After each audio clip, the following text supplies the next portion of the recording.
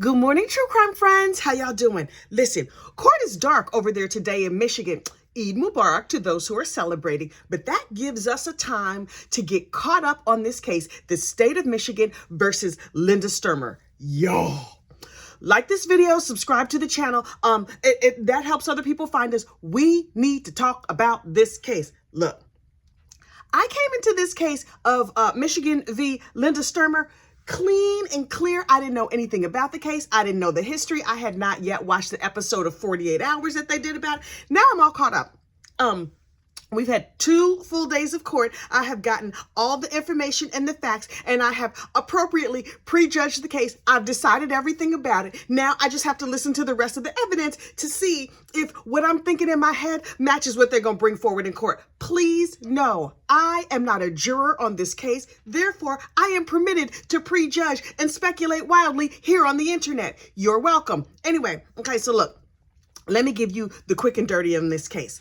Linda Stermer is accused of unfortunately unaliving her husband, and she says she didn't do it, and she got convicted before, and the case got thrown out, and now this is the retrial, right? So I am not entirely convinced that we're not all being punked.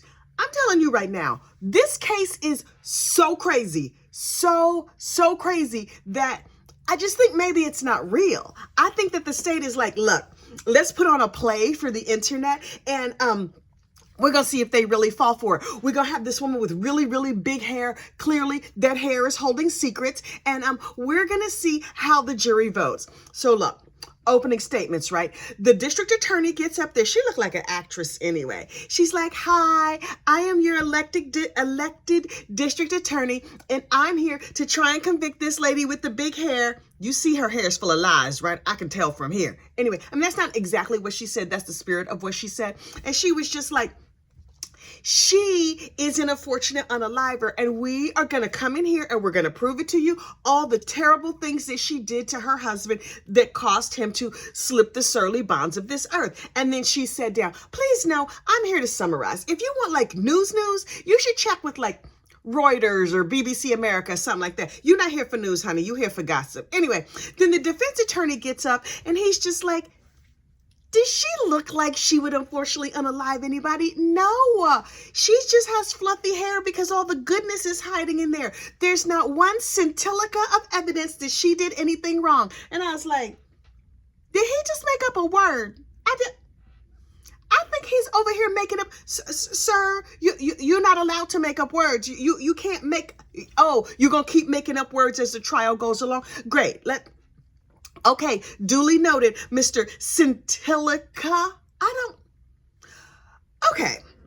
So they let us know that Todd died in 2007. Now, how he died, did Linda do it, or did it happen of natural causes? That's what we're here to decide today. So he died in 2007, and Miss Linda was convicted in 2010. And she was sentenced to, the jury deliberated for like 35 seconds, and they sent her to prison for the rest of her life. After 8 years, she got her conviction was thrown out, and she got a new trial. So she's been free since 2018. Oh, she has a new boyfriend. She's living with her daughter. She has a job. Linda's out here just living her best life. And I'm like, she been free for a long time.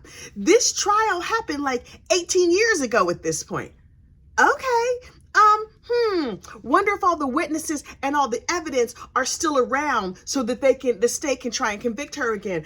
The short answer to that is no, but we're going to get into it. So, Todd's causes of death were smoke inhalation and thermal injuries, which means there was a lot of smoke and he got burned. Also, when they did the autopsy, they found blunt force trauma to his head, and they found cold medicine in his system. And I was like, okay, maybe he took some cold medicine, he got drowsy, and he accidentally set himself on fire trying to light a cigarette or something. I don't know. That could absolutely happen, in my opinion. What the state says happened is that Linda told her kids, hey, y'all, listen, I know your daddy found out I was having an affair. He just found out yesterday. So me and him are going to have a little conversation about that. So here's some money. I have filled the car up with gas. Why don't y'all go off to the movies and spend all day? Please go see a double feature because I'm going to need y'all to be gone for a couple of hours so me and daddy can talk.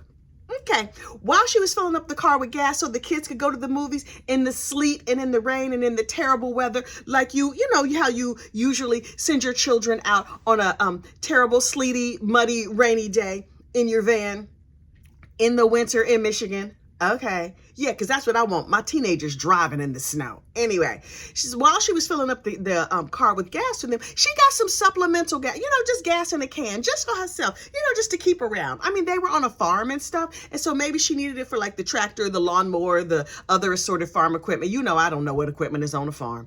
Anyway, so according to the state, Linda sent the kids on their way, gave Todd some cold medicine, and then so that he could be like a little bit loopy. And then she commits to bonking him on the head with a skillet. Okay, where'd they get a skillet from? People just bonking people with skillets? I mean, this was 2007. She didn't want to use a gun, I guess, because that's too obvious, unclear. I mean, allegedly. I don't know that she did nothing. Anyway, hang on. So she was just like, I done bonked him up a couple of times. This is the state's theory of the case, not mine. This is what the state says happened. She's like, I done bonked him up a couple of times, and he seems to still be alive.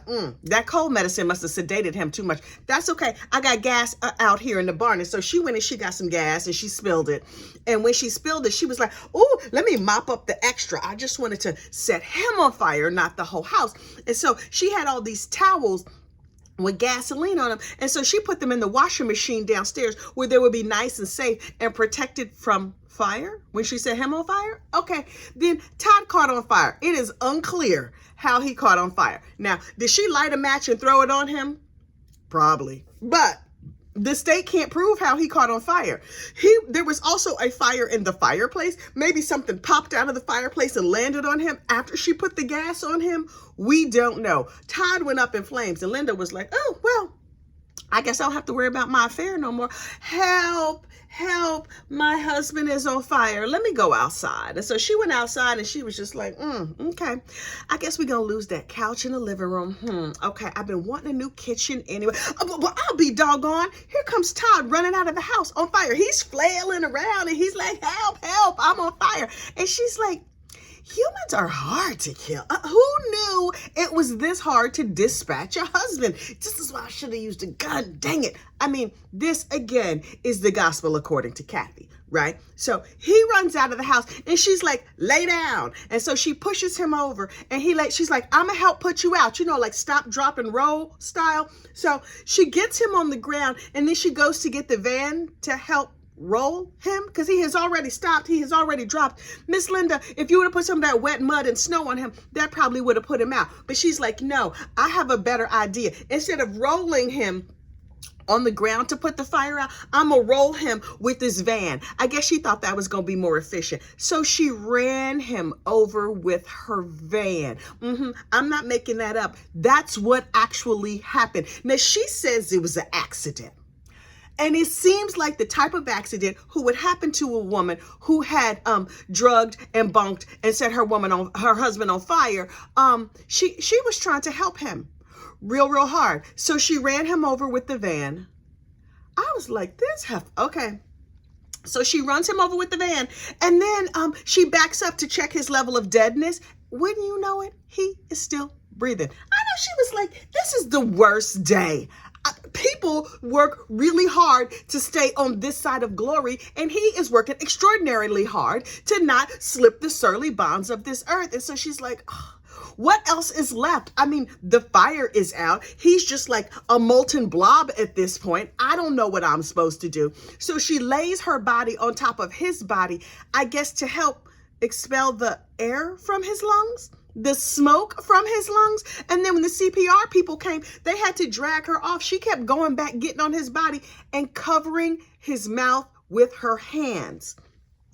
She was trying to suffocate him, y'all. According to me, according to her, she was so hysterical that she wanted to stop his breathing. I don't know what her excuse was. So then, I was like, this case looks real bad. I see how that first jury convicted her in like 2 or 3 seconds. And then there's some other real sketchy evidence that came in, right? You know, now when the state brings their case, they bring all these little witnesses in, particularly in the beginning, and they're like, yes, I'm the 911 operator. Yes, I'm the neighbor who saw the fire, and I ran down and I saw her laying on top of him after she had hit him with the car. There's one neighbor who had called 911. So they were going to bring this lady in, Miss Calhoun, right? She's supposed to come into court and say, yes, I saw the fire. I called 911. Thank you so much for having me. Have a good day. Because she really ain't seen nothing as far as we could tell, right? So the state calls Miss Calhoun, and Miss Calhoun is missing. And they're like, wait, I mean, I know it was 20 years ago or something. Can't this heifer just come and say, yes, I called 911 and be done with it? Apparently, no, because the state couldn't find her. The defense couldn't find her. Nobody could find Miss Calhoun. Well, on Friday, Miss Calhoun turned up in court, and Miss Calhoun was not in a good way. Now, I'm not saying she's a narcotics enthusiast. I'm saying she has ways likened unto that of a narcotics enthusiast. And so she was like, Your Honor, hey, the deputy gave me a ride to court. Translation. The popo went and picked this heifer up and gave her a ride. They dragged her behind into court. So the way she explained it, the deputy gave her a ride because she had more important things to do. All that meth not gonna smoke is. I mean, she was real busy. She was busy at home with her kids, and by kids I mean narcotics. Anyway, so the judge was like, heifer, you were supposed to be in here. You did not show up. You got a subpoena. You didn't show up. We issued a warrant for your arrest. And she was just like, yeah, Art called me. Although she said, Art called me and said the police were looking for her. But I'm translating so that you could understand. Art called her and said the police were looking for her. And so she went and was like, hey, police, hey, y'all was looking for me. And they were like, girl, we gonna need you to get in the backseat of this police car. You know, the backseat that's like a cage where they keep you locked in and you can't get out until they say you can get out. The deputy gave her a ride to court, and she showed up high as giraffe ass, y'all. And so the judge was like, ma'am, have you been imbibing in any narcotics today? She was like, no. Why would you think that? And they were like, you were supposed to be here like 2 days ago. And she was like, I have stuff going on in my life. Ma'am, that's not how court works. You can't have an excuse like that subpoena. This is you have to be at court, otherwise face harsh penalties. It's coded language for you have to be at court or face harsh penalties. And so the judge locked her behind up for the weekend. Oh, the weeping and the wailing. She was upset. And then after she got carted off to jail so that they could hold her in protective custody, I mean, they gave her a bond of $1,000 so she could come up with $1,000 cash or surety, then she could get out. Now, I guess $1,000 is a low bond. I don't know nothing about bond, but she was crying. I don't have that kind of money. Oh my! She was very, very sad. She was very, very sad. The prosecutor was out of his mind.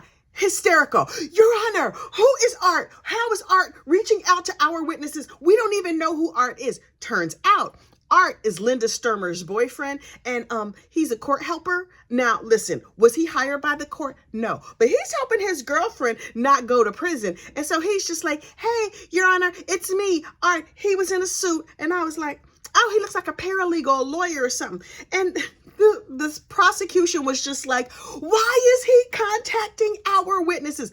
The prosecutor was fully melting down.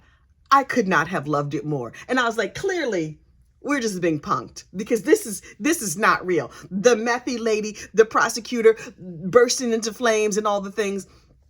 And the Art was like, I'm Linda's significant other, and I was just trying to help. And the prosecutor was like, don't help. Stop helping. You can't talk to any of our witnesses. And he's like, oh, there's rules to this? I had no idea there were rules. Nobody told me there were rules. The defense attorney was like, Your Honor, I do not understand why the prosecutor is showboating. And the prosecutor, in full petty mode, responds, takes one to know one. I was like, really? This is what we're doing here on the court TV in a court of law. This is delightful. I believe from the bottom of my heart, this is a soap opera. But Okay, that's fine. And so the prosecutor was big mad. And so the girl got carted off to court. The methy neighbor got carted off to jail, where they're going to hold her until Tuesday. Can you imagine? You called 911 18 years ago to help a neighbor. You at your house all these years later, enjoying some of the finer meths of the Michigan area, and now you sitting in jail having to detox without your BFF narcotics. Y'all, a situation. So after the meth girl gets carted off to jail, they go back to court and they're like, okay, we're going to continue. And so they go on and they have like one of the doctors up there or whatever. And he's just like, so if you, the state is saying, if you get caught on fire, is it possible for you to still get up and run out of a burning house?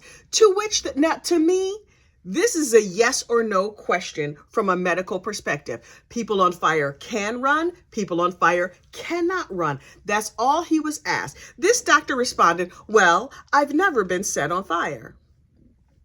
Sir, you're a doctor. You're a real doctor. I'm asking for myself. What are we watching here, sir? Because you're sitting here in a court of law, we're assuming that you have never been set on fire. Though I don't know your life. It's not my business. I've never been set on fire. Thanks for sharing, I guess. And so then the defense attorney gets up there and was like, why do y'all think that this man got hit in the head with a skillet? I mean, he could have bumped his head when he fell down. He could have bumped his head on the bottom side of the van when she ran him over. Why do you think he got hit in the head with a skillet? And I was like, that is an excellent question. And was it like an iron skillet? Was it a Teflon pan? Was it one of those cheapo pans that you could get just down at the Walmart or the Piggly Wiggly in the cooking aisle or something like that? And I was like, okay, where is this line of questioning going? So the doctor was like, the pathologist or medical examiner, whoever he was like, the decedent Todd had 4 distinct dents in his head. But the defense attorney goes on to point out, we don't know if those are skillet dents or bottom of the van dents. I guess there's a distinction, although I don't know what that would be. The defense attorney, bless his heart, was like, so like if you get bonked upside the head, bonk, and then he bonks himself upside the head with a stack of papers, a real big stack of papers, bonked himself so hard, he was like, and knocked himself out a little bit. He sort of like wandered off the TV screen. And I was like, this is not a real trial. This is not a real trial. The defense attorney just knocked himself senseless by giving a demonstration in a court of law. We are being punked. We are all being punked. That's all I have to say. Don't get me wrong. I'm enjoying it very, very much, but there's no way this is a real trial. And then they went on to explain that after Linda found her husband on fire, the real question in this case is, did Linda set him on fire or did he set himself on fire? And some people smelled gasoline, other people didn't smell gasoline. So maybe he was just tending the fire in the fireplace, which they had a fireplace. It was lit. He was tending to it. We don't know if that's how he got on fire. If Linda set him on fire, this is a case of illegal unaliving. If he set himself on fire, then this is just a terrible accident. Because remember, Todd did not die from being run over by the van or bonked in the head or from Linda laying on top of him. Yes, she laid on top of him after he was severely burned all over. She also put her hands over his mouth. I'm like, I can't with any of these people. And so there's this other little key piece of evidence that the state would like to bring in, and that is the red towels. What are the red towels, you say? Here's the thing. Linda went and bought the gas in the morning. The state has proven that. Gas was all over Todd. We don't know how that happened. But Linda had red towels that she was in the basement washing at the time that the fire started. The red towels were soaked in gasoline, and that was proven at the first trial, right? And so it's like, okay, if we can prove that Linda was in the basement with the red towels soaked in gasoline, trying to wash them up and get them clean, obviously she's the one who set the fire. The red towel evidence has been thrown out by the court because remember, this trial happened 18 years ago. 18 years ago, they had like a forensic whatever kind of doctor, and he was like, we ran tests on the red towels that were found in the washing machine, and based on chemistry and whatever else, we found that those red towels were soaked in gas. They were not soaked in like propane or oil or other things that you would find around the farm. It was regular gasoline. Now, because so much time has gone by, the underlying data that proved that the red towels were soaked in gasoline, that underlying data was destroyed by the company that did the test. Therefore, the state cannot bring in the evidence that proves the red towels were soaked in gasoline. Therefore, there is no link between Linda cleaning up gas and the gas that was on her husband. With that link broken, I don't think the state can prove their case. Additionally, the defense has an alternative theory of how gasoline got on Todd. You see, when Todd was on fire, he started ripping his clothes off. So by the time the neighbors came, he was literally naked in the yard. He was all burned up and no longer on fire, but he was very naked. The neighbor from next door worked at like an auto parts factory or something. And he's like, I can't let my neighbor be out here just naked. So he went and got clothes out of the back of his car, and he laid the clothes on top of Todd to cover him up. Several layers of like hoodies and sweatshirts and whatever. The clothes from the trunk of the car had gasoline on them because the dude worked in like an auto parts factory. So did Linda pour gas on Todd, or did the gas on Todd come from Linda? Unclear. If they had the red towels, if the state had the red towels, they could be like, this is the link. But without the red towels, there's a very, very reasonable explanation for how gasoline got all over this man who is no longer on this mortal coil. Let me tell you something. Linda done killed her husband. Now, that is the gospel according to Kathy. Linda, she poisoned him with the cold medicine. He had a cold or earache a few weeks before. She like, let me just give you some more cold medicine. Seem like you not feeling good. In my opinion, she fed him the cold medicine, bonked him on the head. He ain't die. She drenched him in gasoline and then went downstairs to, put the red towels in the washing machine. I don't know if she set him on fire or he set himself on fire because he was sitting near the fireplace. He got on fire mostly because she soaked him in gasoline, in my opinion. And then he ran outside screaming, and she was like, I'm gonna stop, drop, and roll you with this van, and then I'm gonna try and suffocate you before the police come. That's what I think happened. Linda's saying, we got it all wrong. And I'm like, okay. The question in court is never, is the person guilty or not guilty? The question in court is always, what can the state prove? In my opinion, without those red towels, the state cannot prove that this was a murder. We gonna find out. Honestly, this is the year of the free murderer. Colin Griffith, where you at? You just out here free as a bird. What's the other one? Nikki Rice, who killed her roommate, allegedly. I mean, the court of law has found that they didn't have enough evidence, but in my opinion, Nikki Rice done killed her roommate. She's free. My opinion, Linda Stermer about to be free. Harvey Weinstein's case just got overturned and he has to get a new trial. This is the case of the free. This is the year of the free killer. Shout out to defense attorneys everywhere. Y'all out here doing the doggone thing. Court resumes tomorrow. We gonna see what happens, y'all. The way I am living for this case. It is fully bananas. I could not love it more. Like this video, subscribe to the channel, and find me on all the social medias, Facebook, Instagram, and Blue Sky. I will see you soon. Bye.